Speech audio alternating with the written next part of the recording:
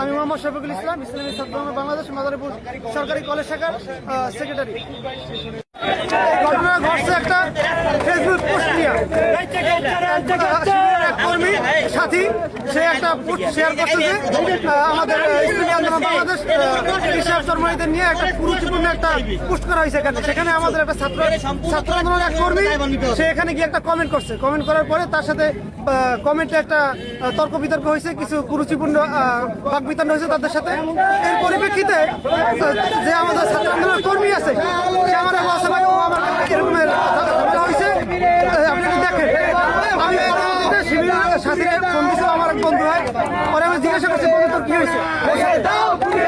আমি একটা সামান্য একটা পোস্ট করছি, সেখানে গিয়ে সম্রাট একটা আমরা গালি দিয়েছি এবং সম্বোধন করছি। পরে আমি বলছি সমস্যাটা আমি দেখতেছি কি করা যায়। এই কথা বলার পরে আমি ওর সাথে আলোচনা করছি সম্রাটের সাথে। রাত্রিবেলা 2 ফোন নাম্বার দিয়ে অজ্ঞাত ফোন নাম্বার থেকে 2টা হুমকি স্বরূপ কল আসে। এখন মারছে কাকে আর কি কারণে মারছে? মারা হয়েছে এই যে ফেসবুক পোস্ট নিয়ে। ও আগেও নাজিমুদ্দিন কলেজের ছাত্র, সে নাজিমুদ্দিন সরকারি কলেজের ছাত্র, সে বোটানি বিভাগের ছাত্র এবং শিবিরের সাথী। কোন সংগঠনের ছেলেরা মারছে? ইসলামী ছাত্র বাংলাদেশের একজন কর্মীকে মারা হয়েছে কলেজ শাখা। মারছে কারা? শিবিরের এক সাথী কলেজ ক্যাম্পাসে। কখন মারছে? এই মাগরিবের 10 মিনিট আগে সে অনেক সময় তার সাথে বসে যে আমি তোমার সাথে কথা বলি।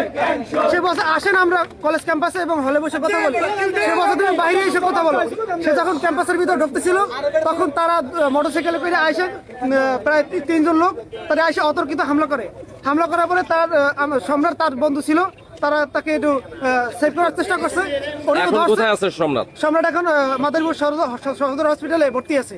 সে মারাত্মক অসুস্থ, সে অজ্ঞান হয়ে পড়ে গেছিল হসপিটালে। আপনাদের দাবি কি? আমার দাবি হইল যারা এই সন্ত্রাসী কার্যক্রম করা হয়েছে তাদের ব্যাপারে আইনি ব্যবস্থা নেওয়া হবে। আমি আবেদন করছি যে প্রশাসন